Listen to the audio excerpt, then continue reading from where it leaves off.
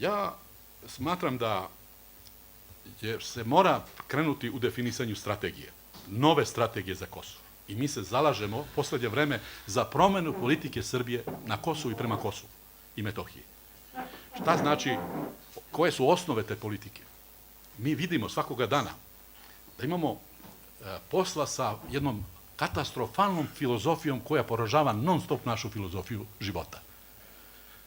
Albanska filozofija života je teritorija, teritorija i samo teritorija. I kad imaju i kad nemaju vlast.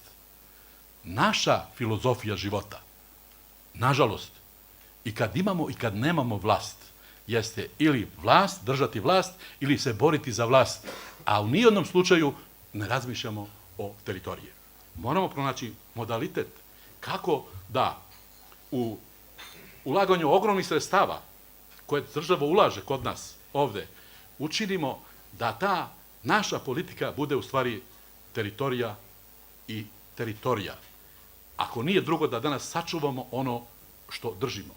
Jer u protivnom, ako se nastave procesi koji su danas u Novom Brdu, ako se nastave procesi koji su danas na Šar planini, ako se nastave procesi koji su danas u opštini Gračanica, onda smo mi u teškoj situaciji.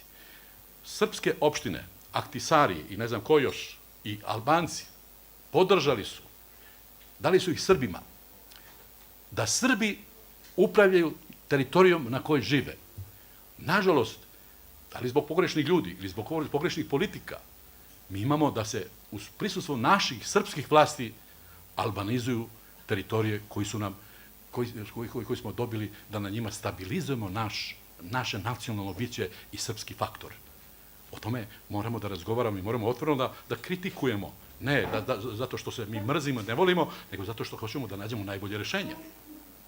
Kažete da moramo da mislimo o teritoriji. Nažalost, to je po mom iskrenom mišljenju, mom ličnom, apsolutno pogrešno. Nama trebaju živi ljudi koji će naseliti teritoriju. I još ovo vam kažem vrlo, vrlo lično. Ne dam svog sina Ognjena od 2 godine za 1000 hektara bilo koje i bilo kakve zemlje. Ako vi mislite drugačije, ja vam se izvinjavam. Voleo bih da čujem, ne moramo to pred kamerama, možemo da sednemo ovamo i da razgovaramo, a koji je to način kako da se spreči prodaja zemlje? Dobro, voleo bih da čujem. Suviše je to kompleksna i velika tema da to možda se objasni u nekoliko rečenica, ali voleo bih da čujem. Jer ne znam kako ako nekomu ponudi mu Albanac 100.000 evra za njivu, a on kaže evo daću vama ako date 100.001 evra. Onda to nije način. A imalo je i bilo je svega. I znam da je na kraju najteže onome koji nije hteo da proda ništa. Jer je ispalo da zbog toga što je ljubio zemlju svojih predaka, je ostavljen i od potomaka, i od sugrađana, i od komšija, i od svih koji su otišli. I na kraju to što mu je ostalo, osim njemu lično što vredi, ne vredi ništa.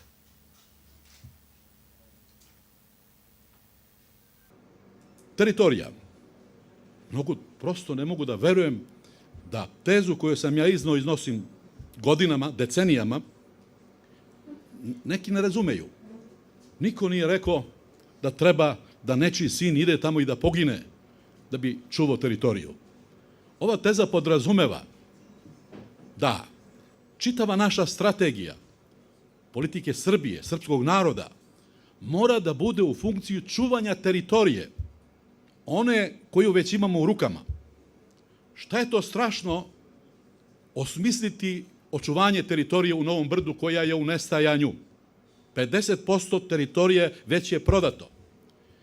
Šta treba da uradimo? Da vidimo o čemu smo već razgovarali. Na koji način, koji su metodi, način, sredstva, koja je to strategija koja može da donese odgovor na to pitanje?